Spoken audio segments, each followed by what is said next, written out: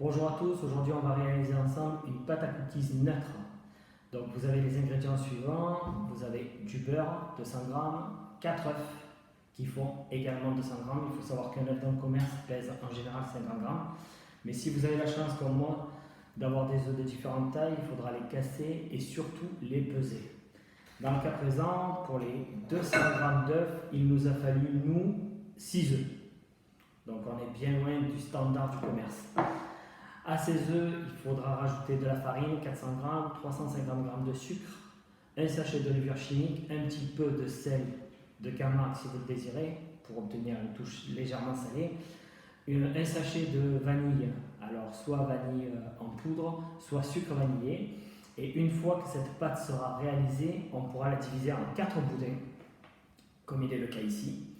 Et ces 4 boudins seront éventuellement agrémentés de différents parfums. On va pouvoir y mettre du chocolat assez typé, style chocolat noir, un chocolat un peu plus ludique et un peu plus sympa pour les enfants, chocolat au lait, des fruits secs, des amandes, du miel, pourquoi pas des raisins, enfin tous les ingrédients que vous avez envie, des éclats de framboise, du gingembre. Voilà. Dans un premier temps, on va verser dans notre saladier les œufs entiers.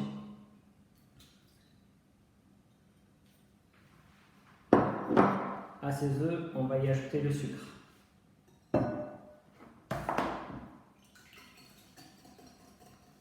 À ces œufs, on va y ajouter le sucre. Alors toutes les recettes qu'on fait ensemble sont bien sûr des recettes qui sont encore plus faciles avec un robot. Mais bon, l'inconvénient du robot, c'est que vous ne voyez pas ce qui se passe à l'intérieur.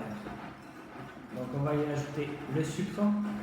Dans ce sucre, on a fait exprès d'y ajouter la vanille, l'extrait de vanille, la fleur de sel et la levure chimique. Donc toutes les poudres se retrouvent avec le sucre. Voilà. Donc on donne un léger petit coup de fouet. À une époque, on aurait dit blanchir, mais là c'est pas nécessaire parce qu'on a quand même des sucres qui sont assez raffinés. Une fois qu'on a mélangé le sucre, le sel, la levure et les œufs, on va leur ajouter le beurre pommade. Alors on dit beurre pommade, il faut éviter que le beurre soit trop chaud parce que si le beurre est chaud, il va attaquer à faire lever la pâte à cookies. Et la pâte à cookies, comme elle est faite avec une levure chimique, c'est une levure qui va monter une seule fois et ce sera malheureusement, si c'est le cas dans la saladier, elle ne montera pas au four. Donc là, on va mélanger énergiquement le beurre, le sucre, les œufs ensemble pour obtenir un mélange assez mousseux. Donc, comme je vous disais, si vous désirez le réaliser au robot, c'est beaucoup plus, on va dire, facile et rapide entre guillemets. Vous pouvez peser les ingrédients les uns après les autres et le faire directement dans le robot. Une fois que le mélange est prêt, on va y ajouter la farine en une seule fois. Voilà. Hop. Et après, reste à nous à mélanger. Donc reste à nous à mélanger.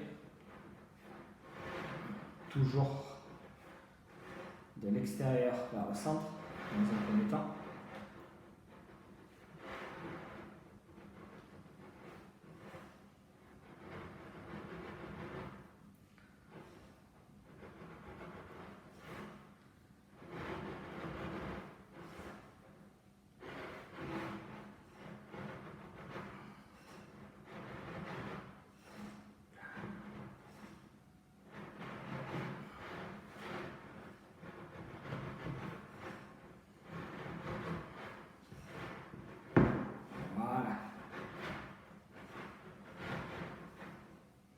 Donc, une fois que l'appareil est bien mélangé, on va le laisser refroidir quelques instants.